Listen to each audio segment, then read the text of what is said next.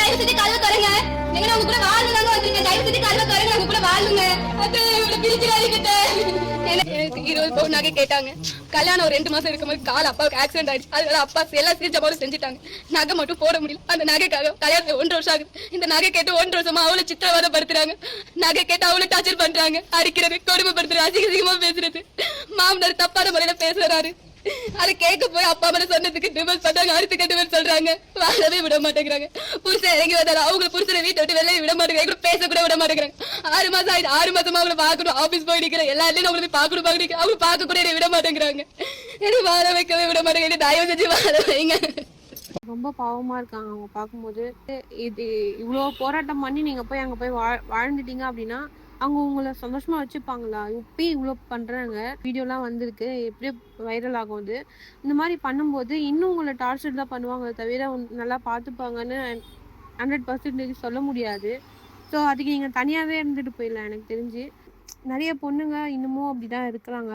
புருஷன் இல்லைன்னா இந்த மாதிரி தப்பு பண்ணாங்கன்னா அட்ஜஸ்ட் பண்ணிட்டு போகிறது, அந்த மாதிரி இருக்கிறாங்க. தயவு செஞ்சு ப்ராக்டிக்கலாக யோசிங்க. நான் சொல்கிறது நிறைய பேருக்கு கோவம் வரும். அவங்க நிலைமையிலேருந்து யோசிக்க மாட்டீங்களா அப்படின்னு நிறைய பேர் சொல்லலாம். இருந்தாலும் ப்ராக்டிக்கலாக யோசிச்சு பார்த்தீங்க அப்படின்னா நம்ம கஷ்டப்பட்டு ரொம்ப கஷ்டப்பட்டு புருஷனுக்கு சப்போர்ட் பண்ணுறது, அவங்களோட கஷ்டப்படுறது அது வேற. இது புருஷன் நம்மளை ஒரு வரதட்சணை கேட்டு அப்புறம் மாமனார் தப்பா நடத்துறது, இந்த மாதிரி இந்த பொண்ணு சொல்றது மாதிரி அந்த இடத்துல வாழ்றது ஒரு நரகத்துல வாழ்ற மாதிரி எனக்கு தெரிஞ்சு. ஸோ அதுலேருந்து அவங்க வெளியே ஒரு நிம்மதியான ஒரு லைஃப் ஸ்டைலில் வாழலாம். தனியாக இருந்து கூட தனியாக இருந்து வாழ்றது கஷ்டம்தான். இருந்தாலும் அந்த மாதிரி அந்த இடத்துல இருந்து கஷ்டப்படுறத விட தனியாக இருந்து கஷ்டப்பட்டுட்டு போயிடலாம். ஒரே கஷ்டம்தான் இருக்கும், கூட யாரும் இல்லைன்ட்டு. இருந்தாலும் அவங்க ஃபேமிலி சப்போர்ட் இருந்துச்சுன்னா அவங்க இன்னொரு மேரேஜ் கூட பண்ணிக்கலாம். ஸோ இந்த மாதிரி அவங்க மாமியார் வீட்டில் பண்ணுறாங்களே, அவங்க புருஷன் பண்ணுறாங்களே, அந்த மாதிரி நிறைய பேர் பண்ணுறாங்க. எனக்கு புருஷன் வேணும், என்னை வாழ விடுங்க அப்படின்னு கெஞ்சதுனாலையோ அவங்க ரொம்ப ஓவராக பண்ணுவாங்க. புருஷன் இருந்தானா இல்லைனானா என்னால் வாழ தெரியும் அப்படின்னு நீங்கள் இருந்து பாருங்கள்.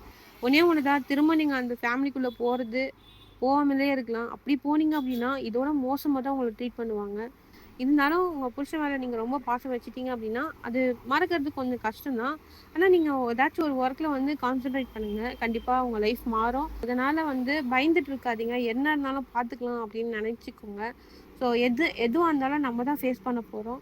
அடுத்தவங்க நமக்காக நிற்க போகிறது கிடையாது. மனப்பக்குவத்தை வளர்த்துக்கோங்க. ஸோ அது இருந்தாலே போதும், நாட்டில் இந்த உலகத்தில் சர்வே பண்ணிடலாம்.